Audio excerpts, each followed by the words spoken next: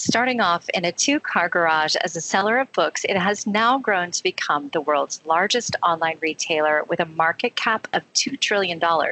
I'm talking about Amazon.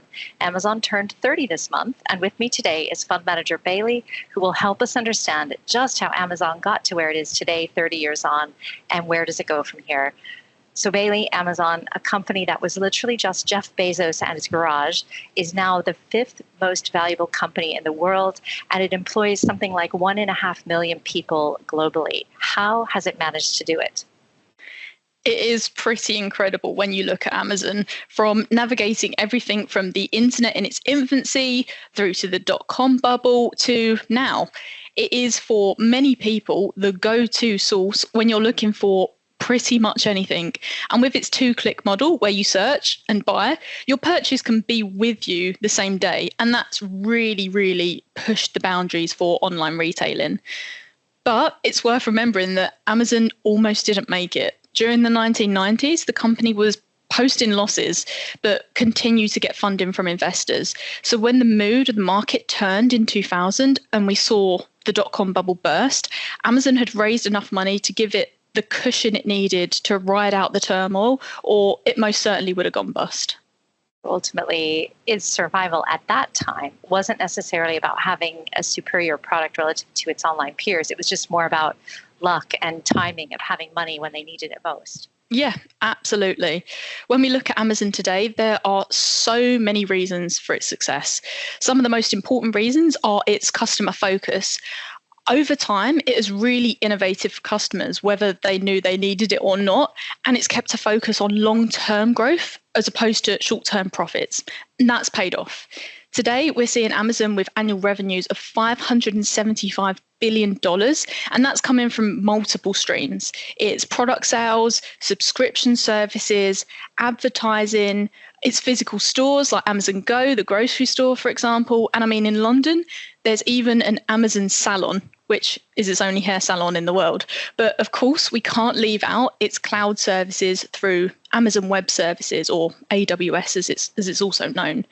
In 2023, AWS alone accounted for over 15% of total revenue and nearly 60% of operating income. And AWS has over 30% of the market share in cloud servicing. So it powers a good chunk of the internet and providing cloud services to a range of companies from Netflix to NASA. AWS obviously proving very strong for margins. In that sales figure you quoted, $575 billion, just to give this number some context and substance, there is only one other company in the world with larger annual sales. And I'm going to put you on the spot, Bailey. Do you know which company that is? I think that's Walmart. It is indeed Walmart. It's pretty incredible figures. Now, Amazon, coming back to Amazon, they also have skin in the artificial intelligence game. Do you want to tell us a bit about that? Yeah, again, through AWS, it develops AI technologies and semiconductor chips. Some of these chips are for general purposes and others to help power artificial intelligence. It wants a slice of the profit alongside NVIDIA rather than trying to unseat them. The company's shares have risen by more than 30% this year, partly on expectations of that growing demand for artificial intelligence technology and expectation that it will boost earnings at AWS. It's a pretty amazing story, but where then does Amazon go from here? It's a brilliant question. So Amazon's market cap sits at $2 trillion, putting it in quite an elite spot.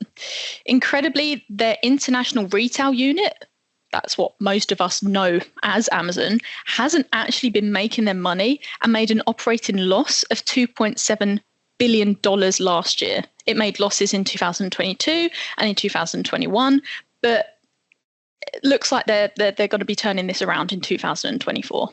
Its success, again, is largely down to its enthusiasm for experimenting. It continues to invest in delivery drones, satellite networks, and even self-driving cars. But whether it can continue to build and grow will be down to three main areas: successful management of its e-commerce business going forward, being competitive in artificial intelligence, and managing the antitrust cases being brought against them by regulators.